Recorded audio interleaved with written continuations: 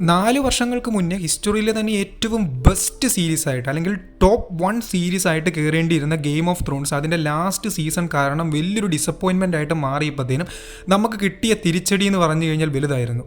പക്ഷേ ഇന്ന് the red dragon and the gold എന്ന് പറയുന്ന ഹൗസ് ഓഫ് ദ ഡ്രാഗണിലെ 4ാമത്തെ എപ്പിസോഡ്, സീസൺ 2ലെ 4ാമത്തെ എപ്പിസോഡ് ഇറങ്ങിക്കഴിഞ്ഞപ്പോഴത്തേന് നമുക്കൊരു കാര്യം ഉറപ്പിക്കാം, ഗെയിം ഓഫ് ത്രോൺസ് എവിടെ വെച്ച് ഇല്ലാണ്ടായോ അവിടുന്ന് തന്നെ അവർ പരിപാടി തുടങ്ങിയിട്ടുണ്ട്. അതായത് തങ്ങൾക്ക് ഗെയിം ഓഫ് ത്രോൺസിലൂടെ നേടിയെടുക്കാൻ പറ്റാണ്ട് പോയ ആ ബെസ്റ്റ് അല്ലെങ്കിൽ ടോപ്പ് 1 എന്ന് പറയുന്ന ആ ഒരു പൊസിഷൻ ഉണ്ടല്ലോ, അത് വീണ്ടും നേടിയെടുക്കാൻ വേണ്ടി അവരുടെ ആ ഒരു സെയിം യൂണിവേഴ്സിൽ നിന്ന് തന്നെ ഒരു സീരീസ് വരുന്നുണ്ട്. അതിൻ്റെ ഏറ്റവും വലിയൊരു എക്സാമ്പിളാണ് ഇന്ന് നമ്മൾ കണ്ട the red dragon and the gold എന്ന് പറയുന്ന ആ ഒരു 4th episode. What an episode!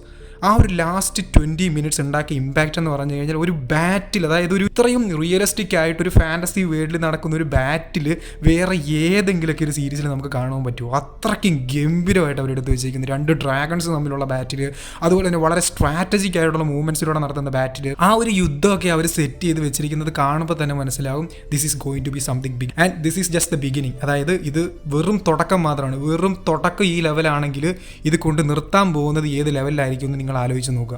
So game of Thrones പോലെ ഇതൊരു ഡിസപ്പോയിൻമെൻറ്റ് ആവില്ല എന്നുള്ള കാര്യം ഏറെക്കുറെ ഉറപ്പായിട്ടുണ്ട്. ആ രീതിക്കുള്ള ഹോപ്പ് വെച്ചുകൊണ്ടാണ് പരിപാടിയൊക്കെ സ്റ്റാർട്ട് ചെയ്തിരിക്കുന്നത്. സോ ഇന്ന് നമുക്ക് പറയാനുള്ളത് ഹൗസ് ഓഫ് ദ ഡ്രാഗണിൻ്റെ സീസൺ 2ലെ എപ്പിസോഡ് 4നെ പറ്റിയാണ്. അതിൻ്റെ ഒരു ചെറിയ എക്സ്പ്ലനേഷൻ വീഡിയോ ആണ്. ഈ ഒരു എപ്പിസോഡിനകത്ത് കുറേ അധികം ഹിഡൻ ഡീറ്റെയിൽസും അതുപോലെ തന്നെ കുറേ കാര്യങ്ങളും സംഭവിച്ചിട്ടുണ്ട്. അപ്പോൾ അതിനെപ്പറ്റി എല്ലാം നമുക്ക് സംസാരിക്കാം. Let's get into the video.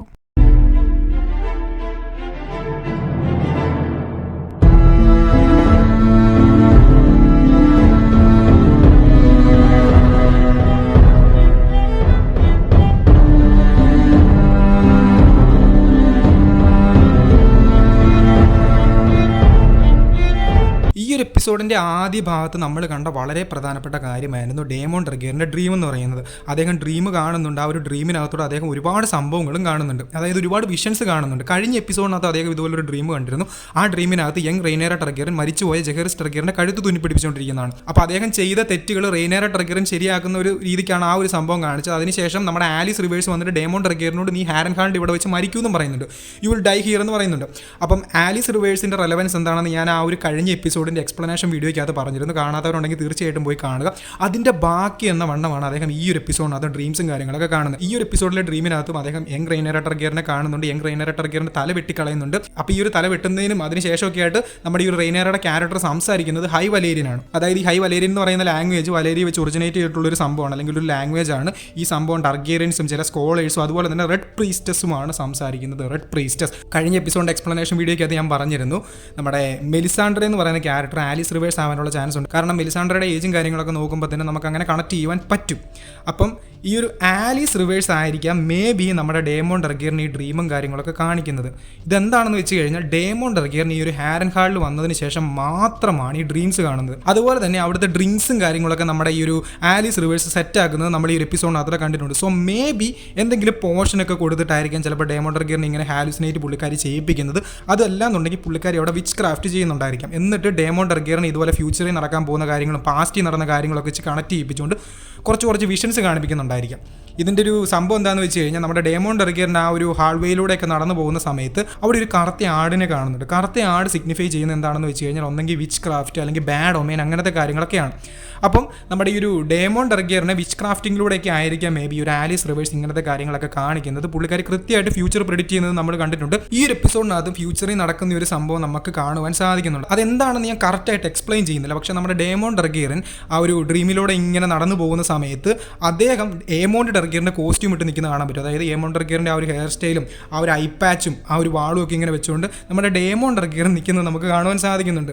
അത് ആക്ച്വലി സിഗ്നിഫൈ ചെയ്യുന്നത് ഫ്യൂച്ചറിൽ നടക്കാൻ പോകുന്ന ഒരു കാര്യത്തിനായിരിക്കും. ബുക്ക് വായിച്ച ആൾക്കാർക്ക് അത് പെട്ടെന്ന് കണക്ട് ചെയ്യാൻ പറ്റും എന്നും പറഞ്ഞുകൊണ്ട് നിങ്ങളത് സ്പോയിലർ തപ്പി പോകണമെന്നൊന്നുമില്ല. നിങ്ങൾക്ക് 100% നല്ല എക്സ്പീരിയൻസ് കിട്ടണം എന്നുണ്ടെങ്കിൽ അതിനെപ്പറ്റി കൂടുതൽ നോക്കാണ്ടിരിക്കുന്നതായിരിക്കും നല്ലത്.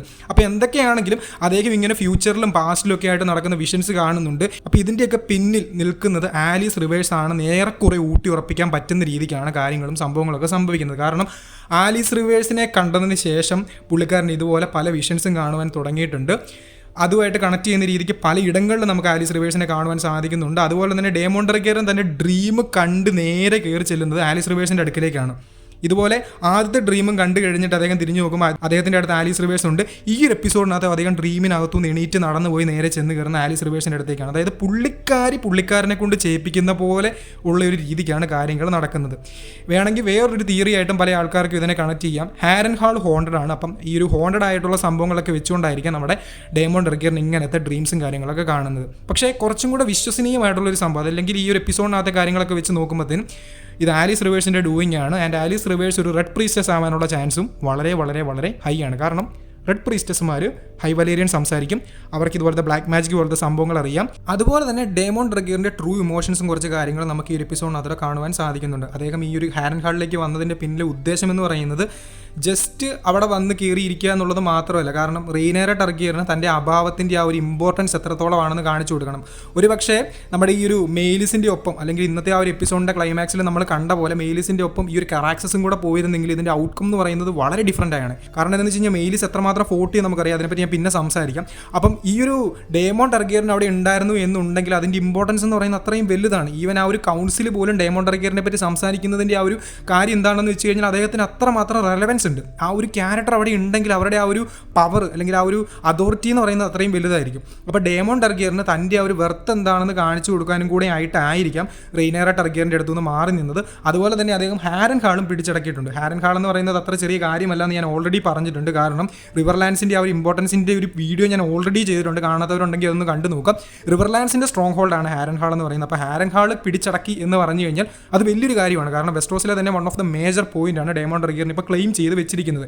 ഈവൻ നമ്മുടെ ലോർഡ് ലാരിസ് ഹാരൻ ഹാളിന് അത്രയും വലിയ ഇമ്പോർട്ടൻസ് ഇല്ല. ഹാരൻ ഹാളിലുള്ള പണങ്ങളും കാര്യങ്ങളൊക്കെ തൻ്റെ കയ്യിലുണ്ട് എന്ന് പറയുന്നുണ്ടെങ്കിൽ കൂടെ ഹാരൻ ഹാളിനെ കീപ്പ് ചെയ്ത് നിൽക്കുന്ന ആ ഒരു ആർമി, അല്ലെങ്കിൽ ഹാരൻ ഹാളിൻ്റെ അണ്ടറിൽ വരുന്ന ആ ഒരു ആർമി എന്ന് പറയുന്നത് ഭയങ്കര പവർഫുൾ ആയിരിക്കും. അവർക്ക് അവിടെ ഒരു സ്ട്രോങ് ഹോൾഡ് ഉണ്ടാക്കാൻ സാധിച്ചു കഴിഞ്ഞാൽ പിന്നെ കാര്യം വളരെ ഈസിയാണ്. അതായത് പലയിടങ്ങളിലേക്ക് നീങ്ങി പല ഹൗസസിനെ അറ്റാക്ക് ചെയ്യാൻ പറ്റും. അതിൻ്റെയൊക്കെ കാരണം കൊണ്ടാണ് ഡേമോൺ ടർഗിയൻ ഹൗസ് ബ്ലാക്ക്വുഡിനെ വിളിച്ചു വരുത്തിയിട്ട് ബ്രാക്കൺസിനെ അറ്റാക്ക് ചെയ്യാനോ അല്ലെങ്കിൽ മറ്റ് പ്രധാനപ്പെട്ട ഹൗസസിനെയൊക്കെ അറ്റാക്ക് ചെയ്യാനുള്ള തീരുമാനങ്ങളിലേക്ക് വരുന്നത്. കാരണം ഹൗസ് ടളി അവിടുത്തെ ലോഡ്സ് ആണെങ്കിൽ കൂടെ, അതായത് ഈ ഒരു റിവർലാൻഡ്സിൻ്റെ ലോഡ്സ് ആണെങ്കിൽ കൂടെ അവർക്ക് കാര്യമായിട്ടൊന്നും ചെയ്യാനില്ല എന്നുള്ള കാര്യം നമുക്ക് മനസ്സിലായിട്ടുണ്ട്. കാരണം ഹൗസ് ടളിയുടെ ഇപ്പോഴത്തെ ലോഡ് ഒരു മേലാത്ത അവസ്ഥയെ കിടക്കുവാണ്. അതുകൊണ്ട് കൊച്ചുമോനെയാണ് കാര്യങ്ങൾക്ക് വേണ്ടി വിട്ടേക്കുന്നത്. കൊച്ചുമോനായിക്കോട്ടെ ഒരു കാര്യം നേരവണ്ണം ചെയ്യാൻ അറിയത്തില്ല. സോ ഡേമോൺ ടർഗിയൻ ബ്ലാക്ക് വുഡ്സിനെ, അതായത് അറ്റാക്ക് ചെയ്യാനും അതുപോലത്തെ കാര്യങ്ങൾക്കൊക്കെ മുന്നിട്ട് നിൽക്കുന്ന ബ്ലാക്ക് വുഡ്സിനെ വിളിച്ചിട്ട് അവരെ കൊണ്ട് ആ ഒരു ആർമി റേസ് ചെയ്യിപ്പിക്കുന്ന പരിപാടിയൊക്കെ ചെയ്ത് പോകുന്നത് കാണുവാൻ സാധിക്കും. സോ ഹാരൻ ഹാൾ പിടിച്ചടക്കിക്കൊണ്ട് റിവർലാൻഡ്സിലെ തൻ്റെ ഒരു ക്ലെയിം, അല്ലെങ്കിൽ ഈ ഒരു മൊത്തത്തിലുള്ള ബ്ലാക്സിൻ്റെ ക്ലെയിം കുറച്ചും കൂടെ ഗംഭീരമാക്കാൻ വേണ്ടി ഡേമോൺ ടർഗിയൻ ശ്രമിക്കുന്നത്.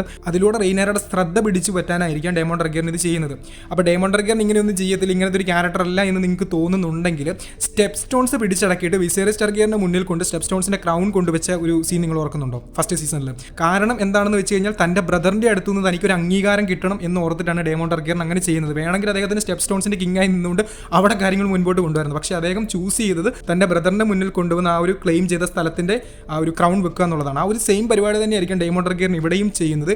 ഈവൻ അദ്ദേഹം കിങ് ആയിട്ട് ക്ലെയിം ചെയ്യുന്നുണ്ടെങ്കിൽ കൂടെ ഹി സ്റ്റിൽ ലവ്സ് റെയ്നേറ ടർഗിയൻ. റെയ്നേറയുടെ കൂടെ നിൽക്കാൻ അദ്ദേഹത്തിന് താല്പര്യം ഉണ്ടായിരിക്കും. അപ്പോൾ അങ്ങനെ ഒരു രീതിക്കായിരിക്കും അവിടെ കാര്യങ്ങൾ നടക്കുന്നത്. ആൻഡ് ഹാരൻ ഹാളും അതിൻ്റെ ചുറ്റുപാടും ഒക്കെ ഇപ്പോൾ ഡേമോൺ ടർഗിയൻ ഏകദേശം പിടിച്ചടക്കാനുള്ള പരിപാടീസും തുടങ്ങിക്കഴിഞ്ഞു. ഈ ഒരു എപ്പിസോഡിനകത്ത് നമ്മൾ കണ്ട മറ്റൊരു പ്രധാനപ്പെട്ട സംഭവമാണ് നമ്മുടെ ക്രിസ്റ്റ്യൻ കോളും അദ്ദേഹത്തിൻ്റെ ആർമിയൊക്കെ കൂടെ അങ്ങോട്ട് പോകുന്നത്. അപ്പോൾ ഈ ഒരു ക്രിസ്റ്റ്യൻ കോളിൻ്റെ കൂടെയുള്ള ആർമി ഒന്ന് ശരിക്കും ശ്രദ്ധിക്കുകയാണെങ്കിൽ നിങ്ങൾക്ക് മനസ്സിലാകും. അദ്ദേഹത്തിൻ്റെ കൂടെ ഹൈടവേഴ്സും ടർഗിയൻസും അല്ലാണ്ട് വേറെ കുറച്ച് ഹൗസും കൂടെ ഉണ്ട്. അതിൽ രണ്ട് പ്രധാനപ്പെട്ട സംഭവമാണ് ഹൗസ് റോസ്ബിയും അതുപോലെ തന്നെ ഹൗസ് സ്റ്റോക്ക്വർത്തും.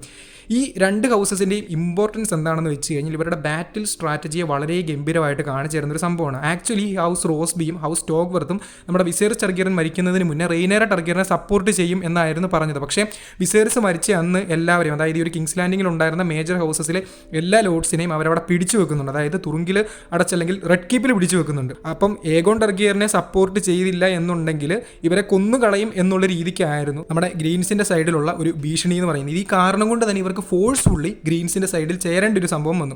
അപ്പം ഇവർ തങ്ങളുടെ കൂടെ 100% ഉറപ്പായിട്ടും നിൽക്കത്തില്ല എന്ന് കണ്ടതുകൊണ്ട് നമ്മുടെ ഈ ഒരു ഹൗസ് റോസ്ബീനെയും ഹൗസ് സ്റ്റോക്ക്വർത്തിനെയൊക്കെ റൂക്സ് റെസ്റ്റിലെ ബാറ്റിലിൻ്റെ അവിടെ വെച്ച് ആദ്യം ഇറക്കി വിടുന്നത് കാണുവാൻ സാധിക്കും. അതായത് ഈ ഒരു യുദ്ധത്തിൻ്റെ ഫ്രണ്ട് ലൈനിൽ കൊണ്ട് നിർത്തിയിരുന്നത് ഈ ഒരു ഹൗസ് റോസ്ബിയും അതുപോലെ തന്നെ ഹൗസ് സ്റ്റോക്ക്വർത്തിനെയാണ്. ഹൈടവേഴ്സും ടർഗിയൻസും ഒക്കെ അതിൻ്റെ പിന്നിലാണ് നിന്നത്. നമ്മുടെ ക്രിസ്റ്റ്യൻ കോൾ അടക്കമുള്ള ആർമി പിന്നിൽ നിൽക്കുന്നതും ഫ്രണ്ടിൽ നിന്നുകൊണ്ട് റോസ്ബിയും സ്റ്റോക്ക്വർത്തും ഫോർട്ട് ചെയ്യുന്നത്, അതായത് ഈ രണ്ട് ഹൗസസ് മുന്നോട്ട് പോകുന്നതൊക്കെ നമുക്ക് കാണുവാൻ സാധിക്കും. കാരണം ഈ ഒരു ഹൗസ് 100% 100% കൂടെ നിൽക്കത്തില്ല എന്നുള്ളത് കൊണ്ടും ഇവരെ 100% യൂട്ടിലൈസ് ചെയ്യണം എന്നുള്ളത് കൊണ്ടും അങ്ങനെ ഒരു കാര്യത്തിന് വേണ്ടി നമ്മുടെ ക്രിസ്റ്റൻ കോളും ആ ഒരു ആർമിയും ചൂസ് ചെയ്തു. അങ്ങനെ വളരെ സ്ട്രാറ്റജിക് ആയിട്ട് ഓരോ ഹൗസസിനെയും ഓരോ ആൾക്കാരെയും എങ്ങനെ ചൂസ് ചെയ്യണം നമുക്ക് കാണുവാൻ സാധിക്കും. ഇതേ സമയം തന്നെ റോസ്ബിയും സ്റ്റോക്ക് വർത്തും ഒക്കെ ഗ്രീൻസിന്റെ സൈഡിൽ നിൽക്കുന്നുണ്ടെന്ന് ഡേമോൺ ടർഗിയറിന് മനസ്സിലാക്കുവാൻ സാധിച്ചപ്പം ഡേമോന്റെ അടുത്ത് ആക്ച്വലി ഒരു പ്രോപ്പർ ആയിട്ടുള്ള ആർമി ഇല്ല. ഡേമോൺ ആ ഒരു ക്രാക്സിനെയും കൂട്ടിക്കൊണ്ട് ഒറ്റയ്ക്കാണ് ഇങ്ങോട്ടേക്ക് വന്നത്. അപ്പോൾ ഡേമോൺ അവിടെ ഒരു ആർമിയെ റേസ് ചെയ്യണം. അപ്പോൾ അതിൻ്റെ കാര്യത്തിനും കൂടെ ആയിട്ടാണ് ഞാൻ മുൻപ് പറഞ്ഞ പോലെ ഹൗസ് ടളിയെയും പിന്നെ ഹൗസ് ബ്ലാക്ക്വുഡിനെയൊക്കെ വിളിക്കുന്നത്. അപ്പം ഡേമോൺ ആ ഒരു ആർമിയെ റേസ് ചെയ്യുന്ന കാര്യം എന്താണെന്ന് വെച്ച് കഴിഞ്ഞാൽ അദ്ദേഹം വിചാരിച്ചത് നമ്മുടെ ക്രിസ്റ്റൻ കോളൊക്കെ നെക്സ്റ്റ് വരുന്നത്, അതായത് റോസ്ബിന്നും സ്റ്റോക്ക് വർത്തിന്നും ഒക്കെ ക്രിസ്റ്റൻ കോൾ നേരെ വരാൻ പോകുന്നത് ആക്ച്വലി ഹാരൻ ഹാളിലേക്കായിരിക്കും. കാരണം ഹാരൻ ഹാൾ വളരെ ഇമ്പോർട്ടൻ്റ് ആയിട്ടുള്ളൊരു പ്ലേസ് ആണ്, റിവർലാൻസിൽ നിൽക്കുന്ന ഒരു പ്ലേസ് ആണ്. അപ്പം എന്തായാലും ഇങ്ങോട്ടേക്ക് വരും എന്ന് കരുതിയിട്ടാണ്. പക്ഷേ ആക്ച്വലി അവർ പോയത് റൂക്സ് റെസ്റ്റിലേക്ക് ആണ്. ഇനി നമുക്ക് സംസാരിക്കാനുള്ളത് നമ്മുടെ റെയ്നിസ് ടർഗിയറൻ കോർലിസ് വെലാരിയോനെ കാണാൻ വേണ്ടി വരുന്ന സമയത്ത് അവിടെ വെച്ച് അലിനെ കാണുന്നുണ്ട്. അപ്പോൾ ഈ ഒരു അലിൻ എന്ന് പറയുന്ന ക്യാരക്ടറിനെ നമ്മൾ കഴിഞ്ഞ കുറച്ച് എപ്പിസോഡ്സിനകത്ത് കണ്ടിട്ടുണ്ട്. അലിനാണ് നമ്മുടെ കോർലിസ് വെലാരിയോനെ രക്ഷിച്ചത്. അപ്പോൾ ആ കാര്യത്തിനെ പറ്റിയൊക്കെ അലിനെ കാണുന്ന സമയത്ത് റെയ്നിസ് ടർഗിയറൻ സംസാരിക്കുന്നുണ്ട്. ആൻഡ് ദെൻ ഈ ഒരു റെയ്നിസ് അലിനോട് നിൻ്റെ അമ്മയെ കാണാൻ ഭയങ്കര ബ്യൂട്ടിഫുൾ ആയിരിക്കും, കാരണം നിന്നെ കാണാൻ അത്രയും സുന്ദരമാണ് എന്നൊക്കെ പറഞ്ഞ് വെച്ചുകൊണ്ടുള്ളൊരു ടോക്ക് നമുക്ക് കാണുവാൻ സാധിക്കും. അപ്പോൾ എന്താണെന്ന് വെച്ച് കഴിഞ്ഞാൽ ഇവരുടെ ഒരു സംസാരത്തിനിടയ്ക്ക്, അതായത് അലിൻ അങ്ങോട്ട് മാറിയതിന് ശേഷം ഇവരുടെ സംസാരത്തിനിടയ്ക്ക് നമ്മുടെ കോർലിസ് വെലാരിയോനോട് റെയ്നിസ് ടർഗിയറൻ പറയുന്നുണ്ട്, അവനെ ഇങ്ങനെ മാറ്റി നിർത്തണം, നിങ്ങളെ രക്ഷിച്ചൊരു ക്യാരക്ടറാണ്, അതുപോലെ തന്നെ അവൻ്റെ ഇമ്പോർട്ടൻസ് എന്താണെന്ന് അറിയാവുന്നതല്ലേ, അവൻ ആരാണെന്ന് എനിക്കറിയാം എന്നൊക്കെ പറയുന്നുണ്ട്. ആക്ച്വലി ഈ ഒരു കോർലിസിനെ ഈ ഒരു അലിൻ രക്ഷിച്ചു എന്നുള്ള കാര്യമൊന്നും നമ്മുടെ റെയ്നിസിനോട് കോർലിസ് സംസാരിച്ചിരുന്നില്ല. പക്ഷേ റെയ്നിസ് ഇതൊക്കെ എങ്ങനെയാണ് അറിഞ്ഞു? പുള്ളിക്കാരി ഈസ് ടു ക്ലവർ, അങ്ങനത്തെ ഒരു ക്യാരക്ടറാണ്. അപ്പോൾ പുള്ളിക്കാരിക്ക് കാണുമ്പോൾ തന്നെ എന്താണ് സംഭവം എന്ന് മനസ്സിലാവുന്നുണ്ട്. അങ്ങനെ കഴിഞ്ഞ കുറച്ച് എപ്പിസോഡ്സിനകത്തെ കാര്യങ്ങളും ഈ ഒരു എപ്പിസോഡിനകത്ത് റെയ്നിസ് പറഞ്ഞ കാര്യങ്ങളൊക്കെ വെച്ചിട്ട് നമുക്ക് 100% ഒരു കാര്യം ക്ലിയർ ആവുന്നുണ്ട്. ആക്ച്വലി ഈ ഒരു അലിൻ എന്ന് പറയുന്ന ക്യാരക്ടർ നമ്മുടെ കോർലിസിൻ്റെ ഒരു bastard സണ്ണാണ്.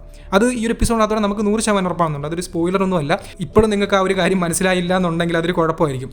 That definitely leads to him a dragon seed. Maybe അത് 100% ഉറപ്പിച്ച് പറയാൻ പറ്റത്തില്ല. കാരണം വെലാരിയോൺസ് ഡ്രാഗൺ റൈഡേഴ്സ് അല്ല, ഒരു പ്രോപ്പർ ഡ്രാഗൺ റൈഡേഴ്സ് അല്ല. അവർക്ക് ഒരു ടർഗിയറിയൻ ലീനിയേജ്, അതായത് ഒരു ടർഗിയറിൻ്റെ അമ്മയോ അച്ഛനോ ഉണ്ടെങ്കിലാണ് അവർ ആക്ച്വലി ഡ്രാഗൺ സീഡ്സ് ആയിട്ട് മാറുന്നത്. അപ്പോൾ അലിന് എന്ത് സംഭവിക്കും എന്നുള്ള കാര്യം നമുക്ക് നോക്കിയിരിക്കാം. ഇതുപോലെ തന്നെ അതായത് അലിൻ്റെ ഒരു ബ്രദറിനെ നമ്മൾ കാണുന്നുണ്ട്. അലിൻ്റെ ബ്രദറാണ് ആഡം നമ്മുടെ സീസ്മോക്ക് എന്ന ഡ്രാഗണെയൊക്കെ നോക്കുന്നത് നമുക്കൊക്കെ കാണുവാൻ സാധിക്കും. ആക്ച്വലി അലിനോട് ആഡം പറയുന്നുണ്ട് കോർലിസ് നമ്മളെ ചെയ്യുന്നുണ്ടെന്ന്. അത് കഴിഞ്ഞ എപ്പിസോഡിനകത്തൊക്കെ നമ്മൾ കണ്ടിട്ടുള്ളൊരു കാര്യമാണ്. അപ്പം ഈ ഒരു കോർലിസ് നമ്മളെ ചെയ്യുന്നുണ്ട് എന്ന് പറയുന്നതിൻ്റെ അർത്ഥം എന്താണ്? അലിൻ മാത്രമല്ല ആഡവും നമ്മുടെ ഈ ഒരു കോർലിസ് വെലാരിയോന്റെ ബാസ്റ്റഡ് സണ്ണാവാനുള്ള ചാൻസ് വളരെയേറെയാണ്. അപ്പോൾ അതും ആ ഒരു ക്യാരക്ടറിനെ ഒരു ഡ്രാഗൺ സീഡാക്കാനുള്ള ഒരു ഇതിലേക്ക് പോകുന്നത് നമുക്ക് കാണുവാൻ സാധിക്കും. ആഡം സീസ്മോക്കിനെ കാണുന്നതും അതുപോലെ തന്നെ കോർലിസിന്റെ ബാസ്റ്റഡ് സണ്ണാണ് ആഡം എന്നുള്ളതൊക്കെ ലീഡ് ചെയ്യുന്നത് എങ്ങോട്ടേക്കായിരിക്കും എന്ന് ഏകദേശം നിങ്ങൾക്ക് ഇപ്പോൾ ഒരു ധാരണ കിട്ടി എന്ന് ഞാൻ കരുതുന്നു. ആലിസൺ ഹൈറ്റവറും ഈ ഒരു എപ്പിസോഡിനകത്ത് ചെറുതായിട്ടൊന്ന് വന്നു പോകുന്നുണ്ട്.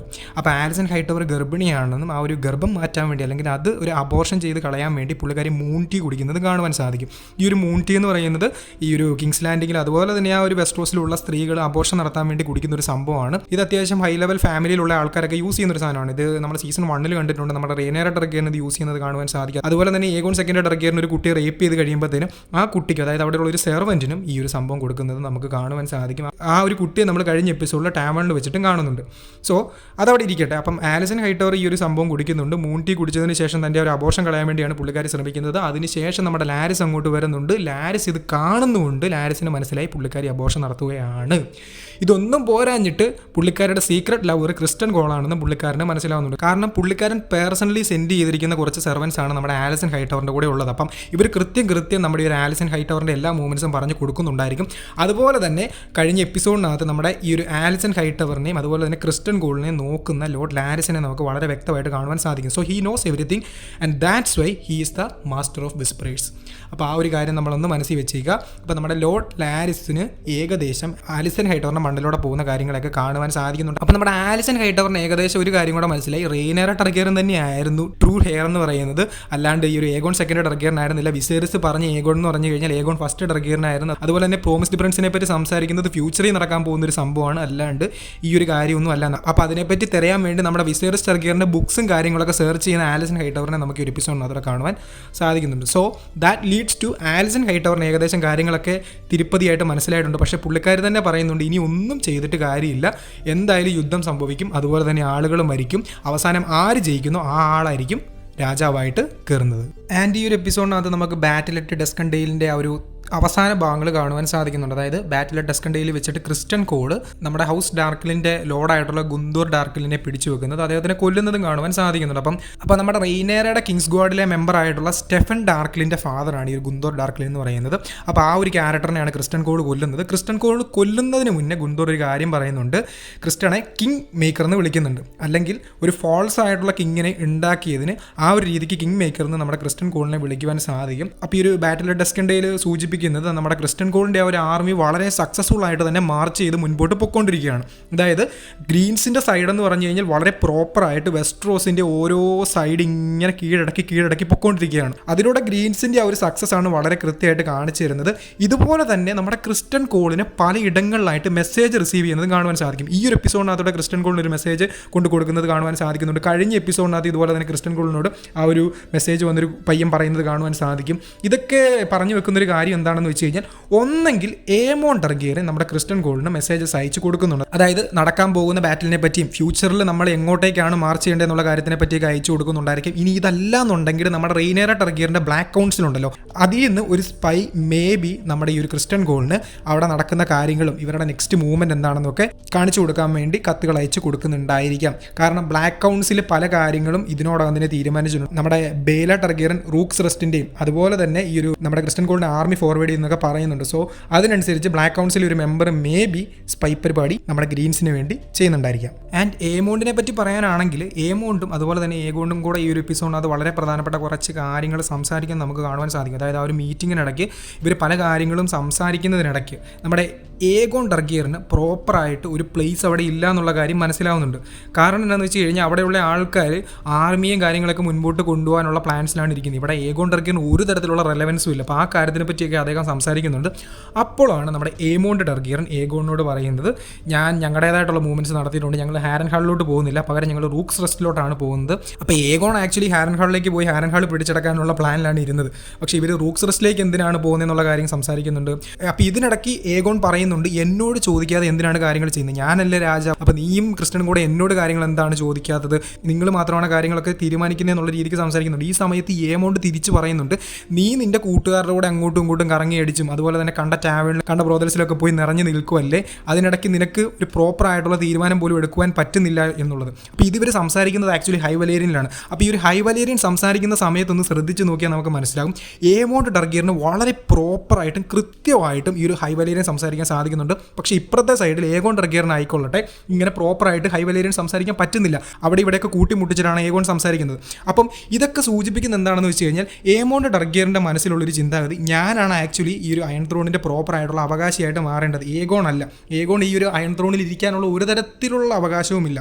തനിക്ക് ഈ ഹൈ വലേരിയൻ സംസാരിക്കാൻ അറിയാം, തൻ്റെ കയ്യിൽ ഡ്രാഗണായിട്ട് വേഗാറുണ്ട്, വളരെ പവർഫുൾ ആയിട്ടുള്ളൊരു യോദ്ധാവാണ് താൻ, അങ്ങനെയുള്ള പലതരത്തിലുള്ള ചിന്താഗതിയും ആക്ച്വലി ഏമോണ്ടിൻ്റെ തലയിലുണ്ടായി. ആൻഡ് ഏമോണ്ട് ഈ ഒരു ഏഗോൺ രാജാവാണെന്ന് പോലും കെയർ ചെയ്തില്ല. ഇതിലൊരു പ്രധാനപ്പെട്ട ഇൻട്രസ്റ്റിംഗ് ഫാക്ട് എന്താണെന്ന് വെച്ച് കഴിഞ്ഞാൽ നമ്മുടെ ഏഗോൺ സെക്കൻഡ് ടർഗിയൻ ചെറുപ്പം തൊട്ട് തന്നെ ഏമോണ്ടിനെ കളിയാക്കിയാണ് പോകുന്നിരുന്നത്. ഈവൻ അതൊരു സ്വന്തം ബ്രദർ ആണെന്ന് പറഞ്ഞാൽ കൂടെ പലയിടങ്ങളിലും പല സമയങ്ങളിലും പല ആൾക്കാരുടെയും മുന്നിൽ വെച്ചിട്ട് ഏഗോൺ ടർഗിയറിനെ ഏമോണ്ട് ടർഗിയറിനെ കളിയാക്കുമായിരുന്നു. അപ്പോൾ ഇതിൻ്റെയൊക്കെ ഒരു പക ആ ഒരു ക്യാരക്ടറിൻ്റെ മനസ്സിൽ കിടക്കുന്നുണ്ട്.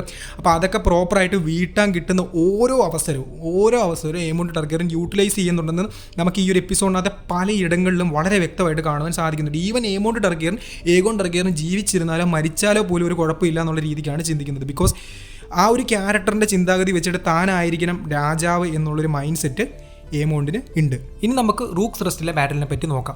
ഈ ഒരു റൂക്സ് റെസ്റ്റ് എന്ന് പറയുന്നത് ഹൗസ് സ്റ്റോണ്ടൻ്റെ സീറ്റാണ്. ഹൗസ് സ്റ്റോണ്ടൻ്റെ ഇപ്പോഴത്തെ ലോഡാണ് സൈമൺ സ്റ്റോണ്ടൻ നമ്മുടെ റെയ്നേറയുടെ ബ്ലാക്ക് കൗൺസിലിലെ വളരെ പ്രധാനപ്പെട്ട ഒരു മെമ്പറാണ്. ആൻഡ് കഴിഞ്ഞ എപ്പിസോഡിനകത്ത് അദ്ദേഹം പറയുന്നുണ്ട് റൂക്ക് റെസ്റ്റിലേക്ക് ബാറ്റിൽ വരുവാണെങ്കിൽ എനിക്ക് പ്രിപ്പയർ ചെയ്യണം, ഞാൻ ഡിഫൻസ് പ്രിപ്പയർ ചെയ്യാൻ വേണ്ടി പോവാണെന്ന്. അങ്ങനെ പോയിട്ട് ഈ ഒരു എപ്പിസോഡിനകത്ത് നമുക്ക് അദ്ദേഹത്തിനെ റൂക്സ് റെസ്റ്റിൽ വെച്ച് കാണുവാനും സാധിക്കുന്നുണ്ട്. സോ തൻ്റെ കൗൺസിലിലെ വളരെ പ്രധാനപ്പെട്ട ഒരു മെമ്പറിൻ്റെ സ്ഥലത്തേക്ക് അറ്റാക്ക് വരുന്നത് കൊണ്ട് തന്നെ റെയ്നേറയ്ക്ക് സ്വാഭാവികമായിട്ടും ആരെങ്കിലും അങ്ങോട്ട് അയച്ചേ പറ്റൂ. അപ്പോൾ അതിൻ്റെ ഭാഗമായിട്ട് ആദ്യം നമ്മുടെ ജെയ്സ് പറയുന്നുണ്ട് ഞാൻ പോവാമെന്ന്, അതുപോലെ തന്നെ റെയ്നേറ പറയുന്നത് ഞാൻ പോകുന്ന. ആൻഡ് ഫൈനലി ഇതിൻ്റെ ഒരു തീരുമാനം എന്ന് പറഞ്ഞു കഴിഞ്ഞാൽ നമ്മുടെ റെയ്നിസ് പറയുന്നു വേണ്ട നിങ്ങളാരും പോകണം ഞാൻ പോകുന്നത്. അപ്പോൾ അതൊരു വളരെ ഗുഡ് ആയിട്ടുള്ള ചോയ്സാണ്. കാരണം എന്താണെന്ന് വെച്ച് കഴിഞ്ഞാൽ ബാക്കിയുള്ള രണ്ടുപേരുടെ ഡ്രാഗൺസിനെ വെച്ച് നോക്കുമ്പോഴും മെയിലിസ് എന്ന് പറയുന്നത് ഭയങ്കര പവർഫുൾ ആയിട്ടുള്ള ഒരു ഡ്രാഗണുമാണ്, അതുപോലെ തന്നെ നമ്മുടെ റെയ്നിസ് എന്ന് പറയുന്നത് നല്ലൊരു യോദ്ധാവുമാണ്. So she went for the ബാറ്റിൽ.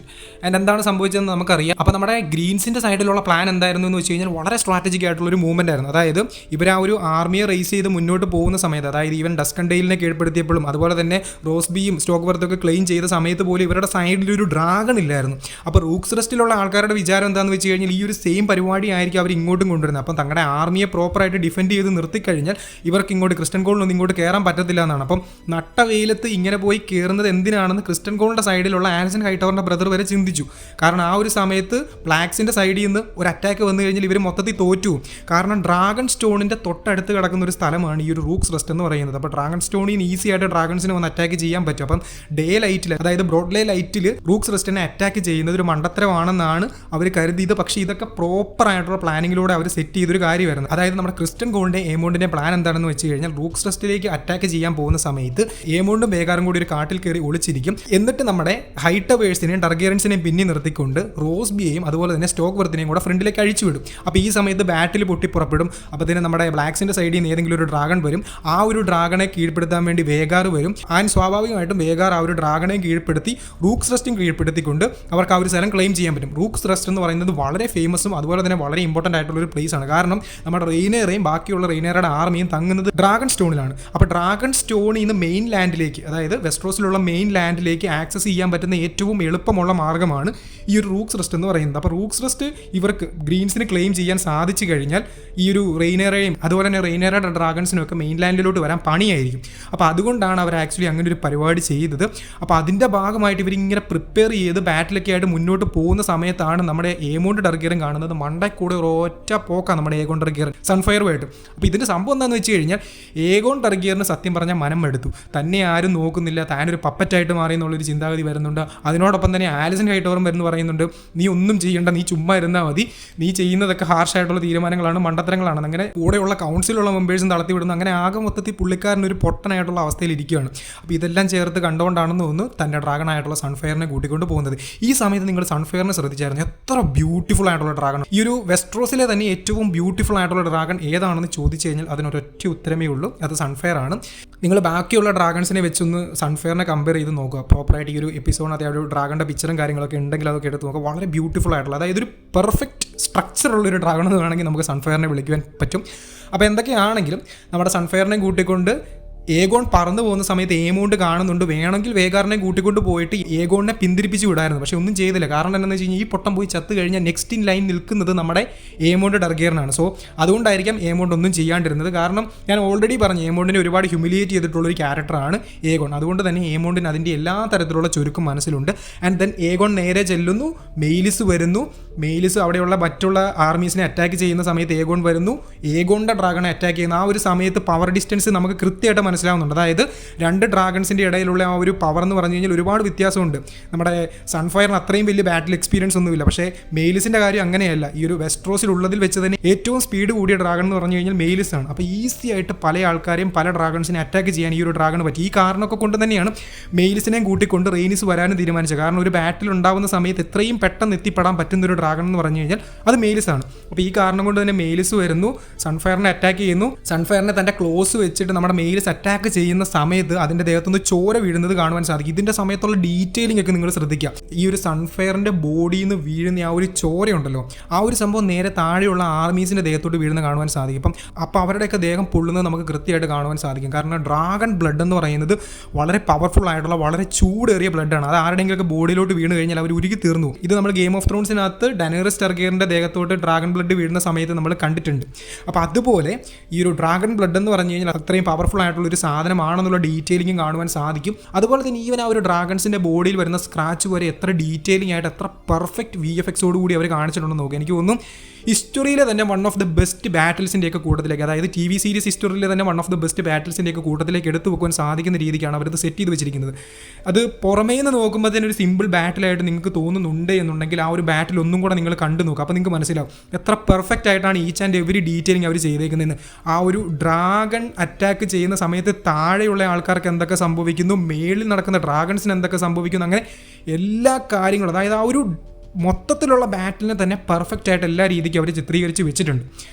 അപ്പം ഈ ഒരു 2 ഡ്രാഗൺസും കൂടെ ഫോർട്ട് ചെയ്യുന്നതിനിടയ്ക്കാണ് നമ്മുടെ വേഗാർ അങ്ങോട്ടേക്ക് കയറി വരുന്നത്. വേഗാറിനെയും കൂട്ടിക്കൊണ്ട് ഏമോണ്ട് വരുമ്പോഴത്തേനും ഏമോണ്ട് കാണുന്നത് എന്താണെന്ന് വെച്ച് കഴിഞ്ഞാൽ നമ്മുടെ സൺഫയർ നമ്മുടെ മെയിലിസിനെ അറ്റാക്ക് ചെയ്തുകൊണ്ടിരിക്കുകയാണ്. ഈ സമയത്ത് സൺഫയറിനെ മെയിലിസിനെയും കൂടെ കൂട്ടിയിട്ട് കത്തിക്കാനാണ് ഏമോണ്ട് നോക്കുന്നത്. കാരണം ഏമോണ്ടിന് അവിടെ ഏഗോൺ ഉണ്ടോ ഇല്ലയോ എന്നുള്ള ഒരു തരത്തിലുള്ള പ്രശ്നമില്ല. That character just don't care, that's it. അങ്ങനത്തെ ഒരു ക്യാരക്ടറാണ് നമ്മുടെ ഏമോണ്ട് എന്ന് പറയുന്നത്. സോ വേഗാർ എന്ന് പറയുന്ന ആ ഒരു ഡ്രാഗൻ്റെ എൻട്രി ഒക്കെ കാണുമ്പോൾ തന്നെ നമുക്ക് മനസ്സിലാവും അത് എത്രമാത്രം പവർഫുൾ ആയിട്ടുള്ളൊരു സംഭവമാണ്. ആ ഒരു ഡ്രാഗൺ പറന്ന് വരുന്നൊരു സീനൊക്കെ ഉണ്ട്. എൻ്റെ മോനെ, ലിറ്ററലി ചിൽസ്. എന്ത് തരത്തിലുള്ളൊരു പവർഫുൾ ഡ്രാഗൺ ആണെന്നൊന്ന് ആലോചിക്കണം. അപ്പോൾ ആ ഒരു ഡ്രാഗൻ്റെ ബോഡിയിലുള്ള സ്ക്രാച്ചസും അതിൻ്റെ വിങ്സിലുള്ള സ്ക്രാച്ചും കാര്യങ്ങളൊക്കെ കാണുമ്പോൾ മനസ്സിലാകും എത്രത്തോളം ബാറ്റിൽസ് ഫോർട്ട് ചെയ്ത് എത്രത്തോളം എക്സ്പീരിയൻസ്ഡ് ആയിട്ടുള്ളൊരു ഡ്രാഗണാണ് വേഗാറെന്ന്. ആൻഡ് ഫൈനലി നമ്മുടെ മെയിലിസും അതുപോലെ തന്നെ വേഗാറും കൂടെ അങ്ങോട്ടും ഇങ്ങോട്ട് ഫോർട്ട് ചെയ്യുന്നുണ്ട്. ആൻഡ് ഫസ്റ്റ് ടൈം മെയിലിസും വേഗാറും കൂടെ അങ്ങോട്ട് ഫോർട്ട് ചെയ്യുന്ന സമയത്ത് മെയിലിസിൻ്റെ ആധിപത്യം നമുക്ക് കാണുവാൻ സാധിക്കും. കാരണം മെയിലിസ് വളരെ സ്പീഡി ആയിട്ടുള്ള ഡ്രാഗണാണ്. അതുകൊണ്ട് തന്നെ ഇത് ഈസി ആയിട്ട് അറ്റാക്ക് ചെയ്യാൻ പറ്റും. പക്ഷേ വേഗാറിൻ്റെ കാര്യത്തിൽ അങ്ങനെയല്ല. വേഗാറിന് അത്രയും വലിപ്പം ഉള്ളതുകൊണ്ട് ഭയങ്കര പെട്ടെന്നുള്ള ക്വിക്ക് അറ്റാക്സ് നടത്തുവാൻ സാധിക്കത്തില്ല. അതായത് ഒരു ഓപ്പൺ എയറിൽ നിന്നുകൊണ്ട് അങ്ങോട്ടും ഇങ്ങോട്ടും കൂടെ നമ്മുടെ മെയിലിസും അതുപോലെ തന്നെ വേഗാറും കൂടെ ഫോർട്ട് ചെയ്യുകയാണെങ്കിൽ നമ്മുടെ വേഗാറിന് പലതരത്തിലുള്ള ഡിസഡ്വാൻറ്റേജസും ഉണ്ടാവാനുള്ള ചാൻസ് ഉണ്ട്. അപ്പോൾ ആദ്യത്തെ ആ ഒരു അറ്റാക്കിലൂടെ ഏമോണ്ടിന് ആ കാര്യം മനസ്സിലായതുകൊണ്ടാണ് വേഗാറിനെ കൊണ്ടുപോയി നമ്മുടെ ആ ഒരു റൂക്സ് റെസ്റ്റിൻ്റെ പിന്നിൽ ഒളിപ്പിച്ച് നിർത്തുന്നത്, പിന്നീട് നമ്മുടെ മെയിലിസ് വരുന്ന സമയത്ത് അറ്റാക്ക് ചെയ്യുന്നത്. പക്ഷേ ആക്ച്വലി നിങ്ങളൊരു കാര്യം ശ്രദ്ധിച്ചു കഴിഞ്ഞാൽ മനസ്സിലാകും, മെയിലിസ് സൺഫയറിനെ അറ്റാക്ക് ചെയ്ത് കഴിഞ്ഞിട്ട് തിരിച്ചു പോകുന്നത് കാണുവാൻ സാധിക്കും. അതായത് ആ സമയത്ത് നമ്മുടെ റെയിനിസും മെയിലിസും കൂടെ അങ്ങ് പറന്നു പോയിരുന്നെങ്കിൽ ഒരു തരത്തിലുള്ള കുഴപ്പം ഉണ്ടാകത്തില്ലായിരുന്നു. കാരണം ഏഗോൺ എന്ന് പറയുന്ന കിങ്ങിനെയാണ് നമ്മുടെ മെയിലിസ് പോയി തോപ്പിച്ചിരിക്കുന്നത്, അല്ലെങ്കിൽ സൺഫയറിനെയാണ് ഇല്ലാണ്ടാക്കിയിരിക്കുന്നത്. അതൊരു വലിയ വിന്നാണ്. അപ്പോൾ ഇനി അങ്ങോട്ട് കയറിയിട്ട് ചൊറിയാൻ പോകേണ്ട, നേരെ തിരിച്ചു പോവായിരുന്നു. പക്ഷേ റെയിനിസ് എന്ന് പറയുന്ന ക്യാരക്ടർ എന്താ ചെയ്തതെന്ന് വെച്ച് കഴിഞ്ഞാൽ വേഗാറിനെ കൂടെ ഇല്ലാണ്ടാക്കാൻ പോയി. ആ ഒരു ക്യാരക്ടറിൻ്റെ മൈൻഡ് സെറ്റ് ഒന്ന് നോക്കുക. ഒരു പേടിയില്ല. അതായത് തൻ്റെ മുന്നിൽ വേഗാർ ആണെങ്കിൽ എന്ത് ആനമയിൽ ഒട്ടകമാണെങ്കിലും ഒരു കുഴപ്പവും ഇല്ല എന്ന് പറഞ്ഞുകൊണ്ടാണ് റെയിനിസ് അറ്റാക്ക് ചെയ്യാൻ വേണ്ടി പോയത്. And first time she did it better. പക്ഷേ രണ്ടാമത്തെ തവണ വേഗാർ ഒരു സർപ്രൈസ് അറ്റാക്ക് നടത്തി അതിൽ നമ്മുടെ ആ ഒരു മെയിലിസിൻ്റെ കഴുത്ത് പോകുന്നത് നമുക്ക് കാണുവാൻ സാധിക്കും. ഈ സമയത്ത്, അതായത് മെയിലിസിൻ്റെ കഴുത്ത് പറിച്ച് വേഗാർ എടുക്കുന്ന ആ ഒരു സമയത്ത് മെയിലിസ് അവസാനമായിട്ട് നമ്മുടെ റെയിനിസിനെ നോക്കുന്നൊരു ഷോട്ടുണ്ട്. എത്ര ബ്യൂട്ടിഫുൾ ആയിട്ട് അത് എടുത്തേക്കുന്നത്. അതായത് തൻ്റെ ആ ഒരു റൈഡറിനെ ലാസ്റ്റ് ടൈം ഒന്നുകൂടെ കാണാൻ വേണ്ടി, അതായത് താൻ ബാറ്റിൽ തോറ്റു എന്ന് പറയാൻ വേണ്ടി അവർ ആ സെറ്റ് ചെയ്ത് വെച്ചിരിക്കുന്ന ഒരു കാര്യം എത്ര ബ്യൂട്ടിഫുൾ ആയിട്ടാണ് അവർ കാണിച്ചിരിക്കുന്നത്. അങ്ങനെ വളരെ ബ്യൂട്ടിഫുൾ ആയിട്ടുള്ള, വളരെ ഫിയേഴ്സുമായിട്ടുള്ള, വളരെ അഡ്രിനാലിൻ റഷ് ഉണ്ടാക്കുന്ന ഒരു ബാറ്റിൽ നമുക്ക് ഈ ഒരു എപ്പിസോഡിന് അതിൽ കാണുവാൻ സാധിച്ചു. ഫൈനലി നമ്മുടെ റെയിനിസ് ടാർഗെറിയൻ മരിക്കുന്നുണ്ട്. The queen who never was, അതൊരു ഒന്നൊന്നര ക്യാരക്ടറായിരുന്നു. പുള്ളിക്കാരി ഉണ്ടാക്കിയ ആ ഒരു ഇമ്പാക്റ്റ് എന്ന് പറഞ്ഞു കഴിഞ്ഞാൽ ചില്ലറയൊന്നും അല്ല. പുള്ളിക്കാരി ചുമ്മാതെ അല്ല പോയിരിക്കുന്നത്. പുള്ളിക്കാരി നമ്മുടെ ആ ഒരു വേഗാറിൻ്റെ ദേഹത്ത് നല്ലപോലെ ഒരു അറ്റാക്ക് കൊടുത്തിട്ടുണ്ടാകും. നിങ്ങൾക്ക് കണ്ടു കഴിഞ്ഞാൽ മനസ്സിലാകും, നെഞ്ചും കൂട് തീർത്തൊരു പൊളപ്പ് കൊടുത്തിട്ടാണ് നമ്മുടെ മെയിലിസ് പോയിരിക്കുന്നത്. സോ പുള്ളിക്കാരി അത്ര ഒരു ചിന്ന കാര്യം ചെയ്തിട്ടല്ല പോയിരിക്കുന്നത്. റെയിനിസ് ടാർഗെറിയനും മെയിലിസും വളരെ ഗംഭീരമായിട്ടുള്ള ഈ ഒരു ബാറ്റിലെ തന്നെ one of the most prominent കാര്യം ചെയ്ത് തീർത്തിട്ടാണ് പോയിരിക്കുന്നത്. ആൻഡ് ഈ ഒരു ബാറ്റിൽ കഴിയുമ്പോഴത്തേനും നമ്മുടെ നിലത്ത് വീണ് കിടക്കുന്ന ക്രിസ്റ്റൻ കോൾ എണീക്കുന്നത് നമുക്ക് കാണുവാൻ സാധിക്കുന്നുണ്ട്. ക്രിസ്റ്റൻ കോൾ കണ്ണു തുറത്ത് നോക്കുമ്പോഴത്തേനും നമ്മുടെ മെയിലിസിൻ്റെ ബോഡി നേരെ വന്ന് വീണത് ഈ ഒരു റൂക്സ് റെസ്റ്റിലെ ആ ഒരു മതിലിലോട്ടാണ്. അപ്പോൾ ആ ഒരു മതിലും കാര്യങ്ങളൊക്കെ പൊളിഞ്ഞിട്ട് ഈ ഒരു ആർമിക്കകത്തേക്ക് കയറുവാനുള്ളൊരു ഓപ്പണിങ് വന്നിട്ടുണ്ട്. സത്യം പറഞ്ഞാൽ നമ്മുടെ ക്രിസ്റ്റൻ കോളിനൊന്നും ചെയ്യേണ്ടി വന്നിട്ടില്ല. അവനൊന്ന് വീണു, കണ്ണ് തുറന്ന് നോക്കി, പരിപാടിയെല്ലാം കഴിഞ്ഞു, അകത്തോട്ട് കയറിയാൽ മതി. ഈ സമയത്ത് ഇവർ നേരെ, അതായത് നമ്മുടെ ക്രിസ്റ്റൻ കോൾ നേരെ നമ്മുടെ ഏഗോൺ ടാർഗെറിയനെ രക്ഷിക്കാൻ പോകുന്ന സമയത്ത് അങ്ങോട്ടേക്ക് ഏമോണ്ട് പോകുന്നത് കാണുവാൻ സാധിക്കും. ഇവിടെ വളരെ കൺഫ്യൂസിംഗ് ആയിട്ടുള്ളൊരു ഷോട്ടുണ്ട്. അതായത് നമ്മുടെ ഏമോണ്ട് ആ ഒരു കത്തി എടുത്തിട്ട് തിരിച്ച് വെക്കുവാൻ തുടങ്ങുവാണോ അതോ നമ്മുടെ ഈ ഒരു ക്യാരക്ടറിനെ അറ്റാക്ക് ചെയ്യാൻ പോവുകയാണോ, ഏഗോണിനെ അറ്റാക്ക് ചെയ്യാൻ പോവുകയാണോ എന്നുള്ള രീതിക്കുള്ളൊരു ഷോട്ടുണ്ട്. അതോടൊപ്പം തന്നെ നമ്മുടെ ഏമോണ്ട് ആ ഒരു ക്യാറ്റ്സ്പോ എടുക്കുന്നത് നമുക്ക് കാണുവാൻ സാധിക്കും. ക്യാറ്റ്സ്പോ ഡാഗർ ആക്ച്വലി നമ്മുടെ വിസേഴ്സിൻ്റെ കയ്യിലിരുന്ന ഒരു ഡാഗർ ആയിരുന്നു. അത് പിന്നീട് നമ്മുടെ ഏഗോണിൻ്റെ അടുത്ത് വന്ന ആൻഡ് ആ ഒരു ഡാഗർ സൂചിപ്പിക്കുന്നത് രാജാവായിട്ട് നിൽക്കുന്ന ആൾ ആരായിരിക്കും എന്നുള്ളതാണ്. അപ്പോൾ നമ്മുടെ ഏമോണ്ടിൻ്റെ മനസ്സിൽ രാജാവാകാനുള്ള ആഗ്രഹം എത്രത്തോളം ഉണ്ട് എന്ന് കാണിക്കുന്ന ഒരു ഷോട്ടും കൂടെയാണത്. ആൻഡ് ഫൈനലി നമുക്ക് അവിടെ സൺഫയറിനെ കാണുവാൻ സാധിക്കുന്നുണ്ട്. സൺഫയറിന് സ്റ്റിൽ ജീവനുണ്ട്. പക്ഷേ നമ്മുടെ ഏഗോണിന് ജീവനുണ്ടോ ഇല്ലയോ എന്നുള്ള കാര്യം അറിയത്തില്ല. അപ്പോൾ അതറിയണം എന്നുണ്ടെങ്കിൽ നിങ്ങൾ ബാക്കിയുള്ള കാര്യം ഒരു സ്പോയിലറായിട്ട് കേൾക്കാവുന്നതാണ്. ഇനി അങ്ങോട്ട് ഞാൻ പറയാൻ പോകുന്ന കാര്യം സ്പോയിലർ ആയിരിക്കും. അപ്പോൾ നിങ്ങൾക്ക് ഈ എപ്പിസോഡിൻ്റെ ഇത്രയും കാര്യങ്ങൾ കേട്ടാൽ മതി. ഇനി അങ്ങോട്ട് എന്താണ് സംഭവിക്കാൻ പോകുന്നതെന്ന് എനിക്ക് കേൾക്കണ്ട, എനിക്ക് ഏഗോണിന് എന്ത് സംഭവിച്ചു എന്ന് കേൾക്കണ്ട, ഏമോണ്ടിന് എന്ത് സംഭവിച്ചു എന്ന് കേൾക്കണ്ട എന്നുണ്ടെങ്കിൽ നിങ്ങൾക്ക് സ്കിപ്പ് ചെയ്തിട്ട് പോകാം. കാരണം ഞാൻ ഇനി അങ്ങോട്ട് ബുക്കിനകത്തെ കാര്യമാണ് സംസാരിക്കാൻ പോകുന്നത്. ഇറ്റ്സ് ബുക്ക് ബേസ്ഡ് ആയിട്ടുള്ള കാര്യമാണ്. ഷോയിൽ ആ ഒരു കാര്യം തന്നെ സംഭവിക്കണമെന്ന് നിർബന്ധമില്ല. കാരണം ബുക്കിൽ നടക്കുന്നതിനെ കഴിഞ്ഞ് ഒരുപാട് ഡിഫറൻറ്റ് ആയിട്ടുള്ള കാര്യങ്ങൾ ഇപ്പോൾ ഷോയ്ക്ക് അത് നടക്കുന്നുണ്ട്. സോ കേൾക്കാൻ താല്പര്യമുള്ള ആൾക്കാർ മാത്രം ഇനി അങ്ങോട്ടുള്ള ഹെവി സ്പോയിലർ കേൾക്കാൻ, അല്ലാത്ത ആൾക്കാർ ദയവ് ചെയ്ത് സ്കിപ്പ് ചെയ്ത് പോവുക. അപ്പോൾ ആസ് പെർ ബുക്സ് നോക്കുകയാണെന്നുണ്ടെങ്കിൽ നമ്മുടെ ഏഗോണിൻ്റെ ക്യാരക്ടർ ആക്ച്വലി മരിച്ചിട്ടില്ല. ഏഗോൺ താഴെ വീഴുന്നുണ്ട്. അപ്പോൾ ഏഗോണിൻ്റെ ദേഹം വല്ലാണ്ട് പൊള്ളിയിട്ടുണ്ട്. ഈ ഒരു ഡ്രാഗൺ ഫ്ലെയിം അടിച്ചതിൻ്റെ ഭാഗമായിട്ട് നമ്മുടെ ഏഗോണിൻ്റെ ദേഹത്തേക്ക് അദ്ദേഹത്തിൻ്റെ ആ ഒരു ആർമർ കുത്തി തുളച്ച് കയറുകയും അതുപോലെ തന്നെ അദ്ദേഹത്തിൻ്റെ മുഖത്തിൻ്റെ പകുതിയൊക്കെ കരിഞ്ഞില്ലാണ്ടായി. അതായത് ആ ഒരു ഫ്ലെയിമും അതുപോലെ തന്നെ ആ ഒരു ഹീറ്റും കാരണം ഏഗോണിന് വല്ലാത്തൊരു അവസ്ഥ ഉണ്ടായിട്ടുണ്ട്. അപ്പം സൺഫയറിന് കാര്യമായിട്ടുള്ള രീതിക്കുള്ള ഒരു പ്രശ്നം ഉണ്ടായിട്ടുണ്ട്. അപ്പം നമ്മുടെ ഏഗോണിനെ ഇതിന് ശേഷം ഇവർ രക്ഷിച്ചുകൊണ്ട് പോകുന്നുണ്ട്. അതുപോലെ തന്നെ ഏമോണ്ട് ടർഗേറിനായിരിക്കും ഇനി തൽക്കാലം പ്രൊട്ടക്ടർ ഓഫ് ദ റെയിൽം എന്ന് പറയുന്നത്. അതായത് നമ്മുടെ രാജാവിന് ഇത്രയും വലിയ അടി കിട്ടിയത് കൊണ്ട് തന്നെ ഇനി കാര്യങ്ങൾ മുൻപോട്ട് കൊണ്ടുവന്നത് ഏമോണ്ട് ടർഗേറിനായിരിക്കും. ഏമോണ്ട് ടർഗേറിനായിരിക്കും ഇനി തീരുമാനങ്ങൾ എടുക്കുന്നത്. അതായത് രാജാവിൻ്റെ സ്ഥാനത്ത് നിന്നുള്ള തീരുമാനങ്ങൾ എടുക്കുന്നത് ഏമോണ്ട് ആയിരിക്കും. ഇതിൻ്റെ കാരണം എന്താണെന്ന് വെച്ച് കഴിഞ്ഞാൽ നെക്സ്റ്റ് ഇൻ ലൈനായിട്ട് ഏഗോണ്ട് മക്കളാരും ഇല്ല. അതായത് ഒരു ആൺമകനില്ല. സ്വാഭാവികമായിട്ടും മകളെ ആക്കാനും പറ്റത്തില്ല. കാരണം മകളെ ആക്കി കഴിഞ്ഞാൽ ഇപ്പം ഇവർ ഫോർട്ട് ചെയ്യുന്ന ആ ഒരു ബാറ്റിൽ തന്നെ മീനിങ്ലെസ് ആയിട്ട് പോകും. അതുകൊണ്ട് തന്നെ മരിച്ചുപോയ മകൻ്റെ പകരമായിട്ട് ഇനി നിൽക്കുവാൻ സാധിക്കുന്ന ഒരേ ഒരാളെന്ന് പറഞ്ഞു കഴിഞ്ഞാൽ നമ്മുടെ ബ്രദറായിട്ടുള്ള, അതായത് ഏഗോണിൻ്റെ ബ്രദറായിട്ടുള്ള ഏമോണ്ടാണ്. സോ ഏമോണ്ട് നെക്സ്റ്റ് ഇൻ ലൈൻ വരും ആൻഡ് ദെൻ കാര്യങ്ങൾ സംഭവിക്കും. സോ ഇത്രയും സംഭവങ്ങളാണ് നമുക്ക് ഈ ഒരു എപ്പിസോഡിനകത്തൂടെ കാണുവാൻ സാധിച്ചിട്ടുള്ളത്. വളരെ ഇമ്പോർട്ടൻ്റ് ആയിട്ടുള്ളൊരു എപ്പിസോഡാണ്. ഈ ഒരു എപ്പിസോഡിലൂടെ ഹൗസ് ഓഫ് ദ ഡ്രാഗണിൻ്റെ മൊത്തത്തിലുള്ള കാര്യങ്ങൾ തന്നെ മാറുന്നുണ്ട്. And this is just A beginning. അത്ര എനിക്ക് പറയാനുള്ളൂ. അപ്പം നിങ്ങൾക്ക് ഏകദേശം കാര്യങ്ങളൊക്കെ മനസ്സിലായി എന്ന് കരുതുന്നു. ഇനി എന്തെങ്കിലുമൊക്കെ അറിയണമെന്നുണ്ടെങ്കിൽ തീർച്ചയായിട്ടും നമ്മുടെ കമൻറ്റ് ബോക്സിൽ വന്ന് രേഖപ്പെടുത്തുക. അതിനെപ്പറ്റി നെക്സ്റ്റ് വീഡിയോ ആയിട്ടോ അല്ലെങ്കിൽ അതിന് റിപ്ലൈ ആയിട്ടോ ഒക്കെ പറയുന്നതായിരിക്കും. സോ പുതിയൊരു വീഡിയോ ആയിട്ട് കാണുന്നവരെ എല്ലാവർക്കും ബൈ.